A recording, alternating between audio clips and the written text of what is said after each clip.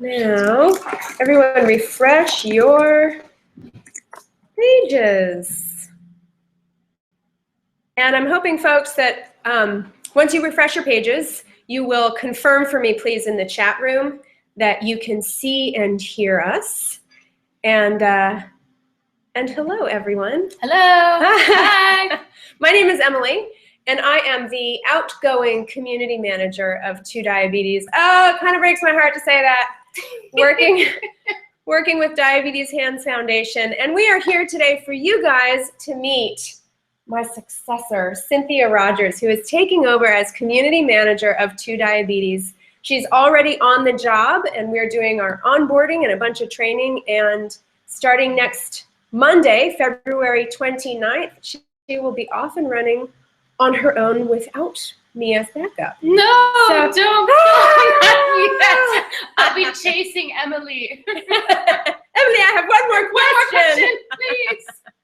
Don't go. So we have confirmation, that's great, in the chat room that you guys can see and hear. Folks, I present to you the wonderful Cynthia Rogers, new community manager of TuDiabetes. So to start off, Cynthia, who are you? Tell us a bit about who you are, a bit about your diabetes. Give us some background.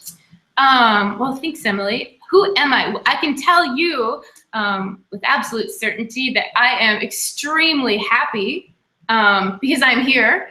And as silly as it might sound, it seems like almost a dream come true for me. It's just, I think once I realized how much I love talking about diabetes, that's all I wanted to do. And to be able to do that in a place that is both personal and professional is just really exciting to me. And yeah, so I'm happy, number one. And beyond that, I guess I'm Cynthia, and I'm a daughter and a wife and a dog mother and love to travel. I'm Canadian, and I live with type 1 diabetes. And I've lived with type 1 diabetes for 19 years. I was diagnosed at the age of 19.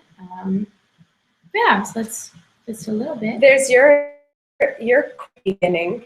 So you said, since you realized that you love to talk about diabetes, that's all you wanted to do. When did you realize that you loved to talk about diabetes? How did that happen? It wasn't really that long ago. I found kind of the DOC kind of a long time ago when it, in its beginnings, when things were just starting to blossom and people just started blogging, and I kind of dabbled a little bit in it. I kind of created my own, I had a little website for a while, but still didn't connect. And it wasn't until about 2 years ago that I found an entirely huge connection. And I think that happened through just going to a couple of different conferences, and it ended up being a life-changing experience. And that's where I found the feeling of connection and power and community and being involved with other people who lived like I did. And I think I got really excited about that and realized that I wanted it to be a bigger part of my life. I kind of always say that diabetes has always been there, but it's kind of always been this little noise in the background, and I've always known I wanted to do more with it. So here we are. That's quite a noise in the background. What's that noise? It gets loud sometimes, just when you think it's to scream again. Oh, no, you don't. It ramps up. So what were the conferences that you went to that sort of precipitated this life change for you? It was actually the Diabetes Unconference in Las Vegas, and that was last year about this time. And it was truly a life-changing experience. I think not only just a diabetes life-changing experience, but a life-changing experience in general. It just changed so much of my thinking and so much of my focus. And I just couldn't get the idea out of my head that this is what I wanted to do, was to be able to somehow connect and allow other people to feel and have the opportunity that I did to connect with others. And I just became really passionate about that and got really involved with lots of different things, and kind of been super excited about it ever since, and just couldn't let it go out of my heart and my head. And so, yeah, here we are. Nice. Yes. Nice. So what, oh wait, before I ask my next question, I have to tell people, in one of those conferences that Cynthia is referring to, I was at the Diabetes On conference last year, but at another conference, it was a TCOYD conference in San Diego last year. I was there tabling with Mike Lawson, and Cynthia came up to me and pulled me aside and said, "How do I get your job?" And I think I was having a low blood sugar. You might sure. Blame it on diabetes. Blame it on the babies. And so it just seems so incredibly, I don't know, funny, coincidental, fortuitous, whatever it is, that Cynthia got my job. And you say that you were really excited to be here, and Cynthia really bowled us over in our interviewing process for this position. Her enthusiasm, she was kind of jumping, we did it via Hangouts, she was jumping through the computer to get here. It was really clear to those of us who interviewed, Mila, Jean, and myself, and me, grammar. It was really clear to us that she absolutely could not wait to be in this position, and that she was going to throw herself into it so wholeheartedly, and we were all just really impressed by that and really excited as well. So now I want to talk a little bit about what you have been doing professionally in the past that has sort of prepared you to take on this position. So most of my professional experience has been in education, and I started going in my undergraduate degrees, the medical route, and I was kind of thinking I wanted to pursue medical school, and I ended up in education, and I was tutoring ESL students in the English department, and I fell in love with it, and so I went that route, and I've been an educator for about 15 years, and I was an ESL teacher, and then I moved to a role where I was a consulting teacher, and that involved facilitating collaboration with other educators and administrators and connecting them to education. And then after that, I did professional development for the last 2 years for a school district, and that involved just looking at the organization as a whole, identifying some needs, and then creating professional development that would meet those needs and support not only each individual school, but the organization as a whole to move on the continuum. Mm-hmm. So. Awesome. And my other big piece was I coached gymnastics for a long time, and that has so much, I don't know, it's coaching, but it has so much relevancy in so many things. There's just so many things you learn both as a gymnast or a dancer or any athlete, and then move into that coaching role from athlete to coach. There's such an incredible thing that happens there. So. I thought it was a funny coincidence that Cynthia and I have this in common, because I'm a dance teacher and have been for a number of years and continue to teach in the evenings as I've worked here. And so I thought it was interesting that we happen to have that sort of teaching and coaching physical activity thing in common. And I actually didn't know that until a couple of days ago. And it's that supporting piece. Being a coach is such a sense of supporting. Absolutely, and encouragement, being a cheerleader for people, which I feel is a huge part of this role, is being a cheerleader for members of the community, for the community as a whole, for folks who join the community and need some cheerleading, which of course we all know there are a lot of folks here who need that. So back to your involvement in the DOC, what initially attracted you to the diabetes online community? Were you one of those folks who was in a particularly difficult time in your life and Googled, oh, someone help, I have diabetes, help. Yeah, how did you initially find a world of diabetes on the computer?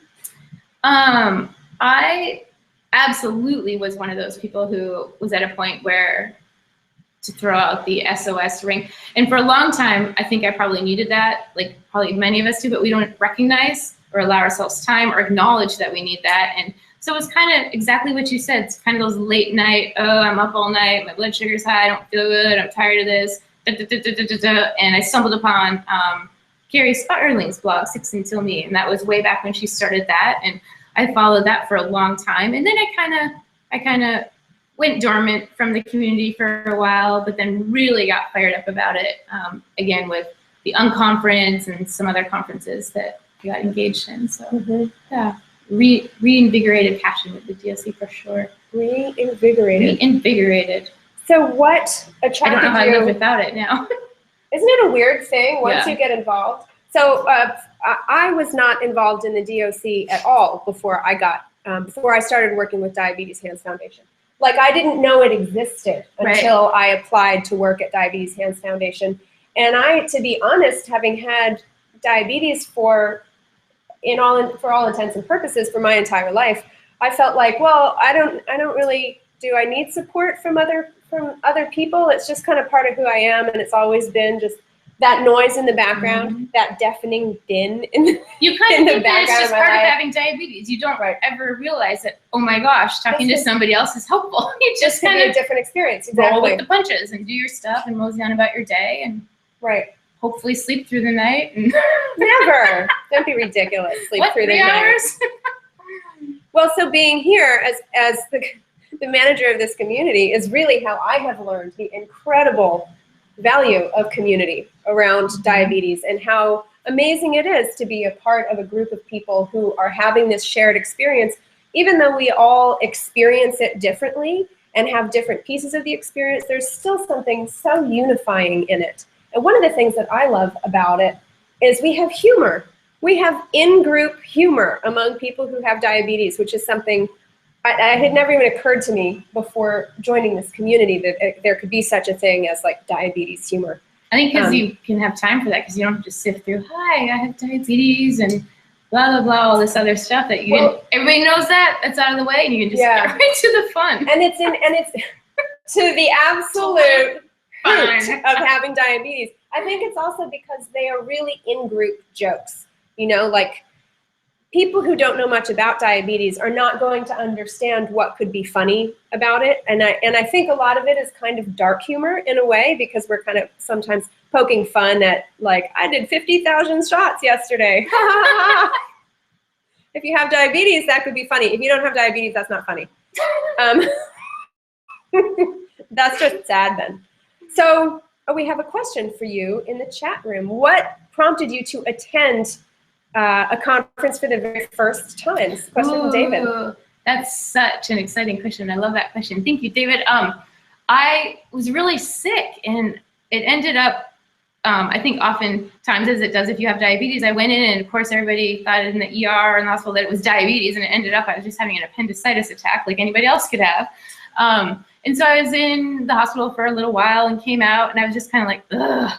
It was just kind of, I don't know, kind of in a diabetes funk, and I hopped back on, you know, the Google, blah, blah, blah, and I came upon this thing, and it was so weird because it was on Carrie Sparling's blog again that I found it. So this was like 6 years later, and it was a posting to apply to go to the unconference, and there was a scholarship opportunity, and so I kind of feel like I vented my diabetes through that scholarship application, and lo and behold, I was selected to go to the unconference, and I can't be more thankful for that happening. So even though I lost my appendix, which maybe is okay, I gained the unconference and the DOC back. So that seems like fair trade.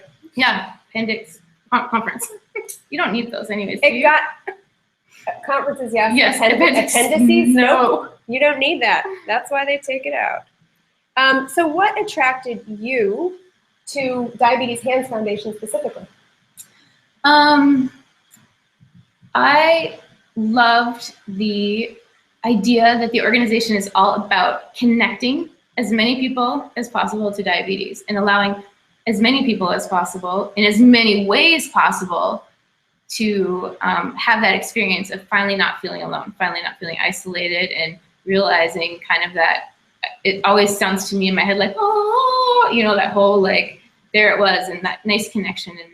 And you can tell just, you know, looking through all of the Diabetes Hands Foundation, different areas, that's the mission of the organization, is to do whatever it takes to support as many people as possible. So that, and it was your job, and I just thought it'd be fun to say.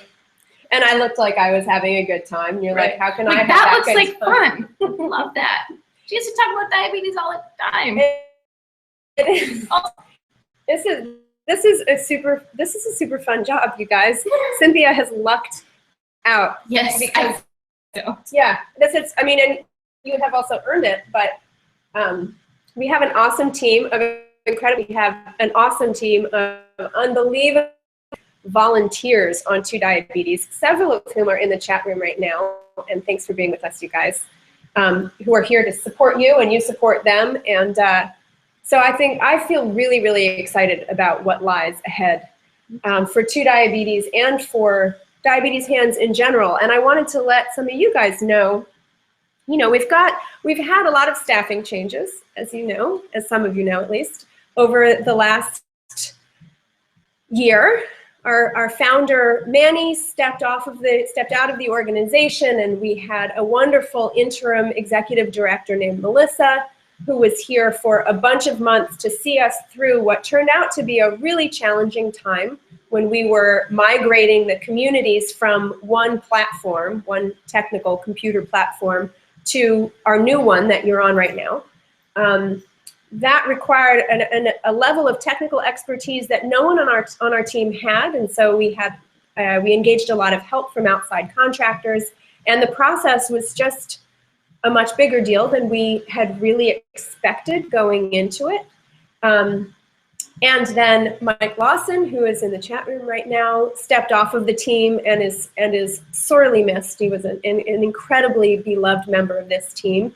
And then Melissa left, and we got Jean as our new and permanent CEO. So there have been all these incredibly huge changes at DHF over the last year. And I think for members, it has seemed sometimes like this whirlwind of like, I don't know what is going on over there. Are they gonna evaporate? Am I gonna come back one day and just everything is gone? I try to log in and there's no TuDiabetes. And I wanna reassure people that that is absolutely not the case. I think actually 2016 is going to be an awesome year for DHF. I think that our new CEO, Jean, is doing phenomenal stuff for the organization. He's obviously has had sort of a ramp-up time to really get his legs under him and learn about all of the people that we work with and everything. He has such a solid concept. I'm gonna tell you guys, he has really clearly articulated to all of the staff that the most important work that Diabetes Hands Foundation does in the communities, and that what we need to focus on as an organization is always reaching out to more people, serving our online communities even better, making every effort to grow the communities and to grow engagement within the communities. This is really Jean's focus after he has done all of this sort of research about the variety of things that we do and the people that we work with. And so he is really focused on pouring as much resource into our online communities as we possibly can and as we have. And so that's also why Cynthia has joined. And Cynthia is also going to have an assistant, which is Edwards, who you guys know, she's a member. And so there will be two people kind of working in this community to make sure that we are serving your needs really, really well, that when there is hot news, we bring it to you and we discuss it, and we bring in really great speakers to talk about it. I think having two people managing this community together with Cynthia as the lead is going to be, I think it's going to be a big improvement, I have to say. As outgoing community manager who felt a little swamped sometimes, I think that is really going to help us reach more people and have more impact. To have more resources dedicated to it. We also just brought on a brand new administrative assistant named Clara, who has joined the community. She is awesome. She walked into our office and took one look around and was like, I'm going to change everything in here. So That's we are, yeah, what is that pile of stuff in that corner? So I feel like the organization is really headed in an awesome, strong, beautiful direction. And so I want to make sure that it's clear to folks that, like, I'm not leaving because I think that bad things are happening or bad things will happen or anything like that. You wouldn't do that to me. Come on. I would not do that to you. And I just truly don't believe that. I think really good stuff is coming for this community, even better stuff for this community and for the organization. And truly, I am leaving because I feel ready to try my hand at something else is basically it. I'm going to stay in the community as a member, and I'm really excited to be able to engage as a member with you guys and to swear and to break all our rules Just kidding. I won't break rules and swear. I would never. I'm going to keep the connections that I have here because I treasure this community. This is an amazing place full of incredible people, and I'm excited about that. And I'm just ready to try something else professionally. So I wanted to throw that in there as reassurance to anybody who might be thinking like, what does all this change mean? This is good. This is good stuff that's coming up. That's really what I got from Jean too, is that sense of, you know, there may be some change, and, you know, as we all know, change is hard and it's difficult, and sometimes you struggle through a little bit, and sometimes you have to go slow to go fast. But Jean just keeps reiterating over and over that he is just laser focused on his commitment to the community and how do we connect more people in different ways. And I just think that's really cool that that is Absolutely. Definitely that idea of just being so laser focused on that. So yeah, I like his priorities. Yeah. So we have a question from Lorraine for you in the chat room, which says, what can the community do to help you acclimate to your new role? What a beautiful question, Lorraine. You see why I love these people? Yeah.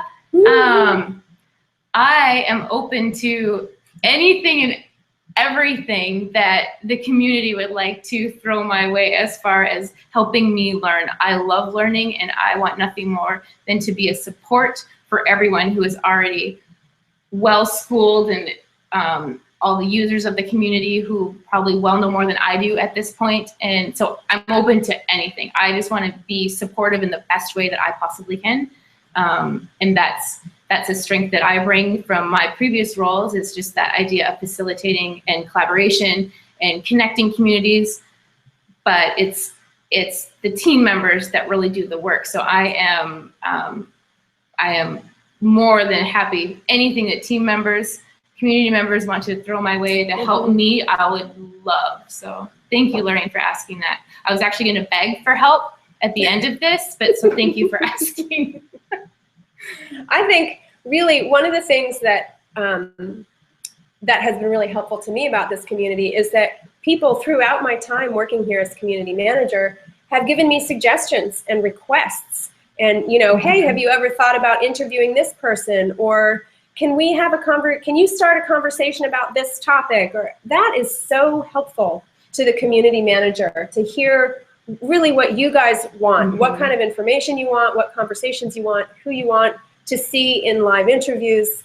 That's really how the community manager knows what direction to go. So please continue to do that with Cynthia. Yeah, I guess that would be my favorite thing, is ideas about what you do want, because it's not fun to be part of a community or any type of organization or group or whatever where you're just getting stuff. It's so much more powerful to be part of what is being offered and to have that input and feel so recognized and validated that, you know, oh wow, I'm glad I suggested that because that was so awesome that I did that, and I'm glad she helped do that or helped bring that person in, and that would be really meaningful and valuable to me. And that's what I'm really hoping for and open to, is definitely feedback. Awesome. Feedback is feed good. What? So she's kind of nutty, which is perfect. Sorry. Canadian. We love nutty on TuDiabetes. They're low carb. It's Nutty Tuesday. Sorry. So another piece, we have another exciting piece of news for you guys, in case you haven't seen the post yet, in the TuDiabetes forum, is that for the next 2 months, March and April, Scott Johnson is actually going to be heading up a series of live interviews. And this is, most of you probably know Scott Johnson. He writes the blog Scott's Diabetes, and he is a member of the My Sugar team, and he is fantastic. He is much beloved throughout the diabetes online community. He is a wonderful, beautiful, sweet person.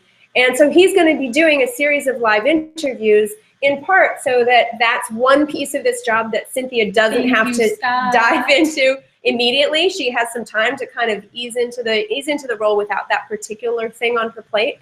But also because Scott is amazing. And so make sure that you keep your eyes peeled on our interview or our events calendar so that you can see what interviews. He's actually scheduling the interviews himself, so he's going to be finding great speakers and great topics feel free, if you know Scott, send him some suggestions for speakers. Makes you smile. He makes you smile. Yeah, it looks like it and you smile. Yeah. So yeah, let him know, or you can post in the thread in the forum where I announced that Scott's going to be doing the live interview series. Go ahead and post in there if you have suggestions for people that you would love for him to interview if he can, or topics you would love for him to cover if he can, and he'll be checking that and scheduling those. So that's also an exciting new thing that's happening here this spring. And let's see, if we're almost out of time, but do we have, great, Scott. Nice one, David. Oh gosh, that's funny. Any more questions? Do you guys have any other questions? I don't see any more in our chat room. No more questions from you guys yet. Well, you are going to have ample time to ask Cynthia questions going forward. Any last words for you, Symphony? I like it, Symphony. And I'm Emmy Lou. It's Nutty Tuesday for sure. Nothing other than I'm just really excited. It is my honor and pleasure to be a part of this and to be a member of the community from a different perspective. And I'm just so excited to get to know everybody better and grow forward and learn with everybody. So nice. I'm sad to see you go. But. I know. I'm going to be around on TuDiabetes. I might even like give you a bunch of suggestions and requests and all kinds of stuff. I think between you and Scott, you guys got it covered. There will be no need to miss me because I will still be around. All right, you guys. Oh, Mike Lawson is asking, will there be a farewell to Emily interview? No. Yes. No. There should be. Scott? Scott's going to interview me? Yes. I've interviewed Scott in the past. We could just kind of trade it back and forth. I'm not planning for there to be a farewell to Emily interview because I'm not actually leaving. I am leaving the Diabetes Hands Foundation as staff, but I'm still going to be in the community, in the TuDiabetes community. I'm not able to go to the unconference that's coming up in just a couple of weeks, but I might be attending the unconference next fall. The deal and TuDiabetes in particular are absolutely dear to me, and I'm still around. I'm still going to be here. You guys can still find me. So there's no need for farewell. Just, you know, Mike, I'll do it. Send me hugs and kisses. I keep saying I'm going to bring my big Ronald McDonald shoes because I have huge shoes to fill, and I feel like I should be wearing those around it. Flopping around. Yes. Well, yeah, flailing in my big shoes around the office. I dare you. So, oh, hi, Marty. No, you probably won't see, my face as much because I won't be doing these interviews. And gosh, what a sad thing it will be not to see this lovely mug. I still get to talk. And I love you guys. I know that you are in incredibly capable hands. And I wouldn't leave if I didn't think that you were. I would be like, no, we're not ready. We're not ready. I'm still here because I don't send her out. Yeah, I don't know if this is the one for you guys. But I just truly, I can't express how excited I am for what lies ahead for this community and for you in this beautiful, wonderful role that you have taken on. I love it. And I'm excited for you in whatever wonderful role you I end up doing. Yeah. All right, you guys. Thank you so much for being here. Thank you. Enjoy Cynthia. Send her all the feedback and requests and suggestions you can come up with. Yes, please. Thanks. Have a great day. Bye. Bye, guys.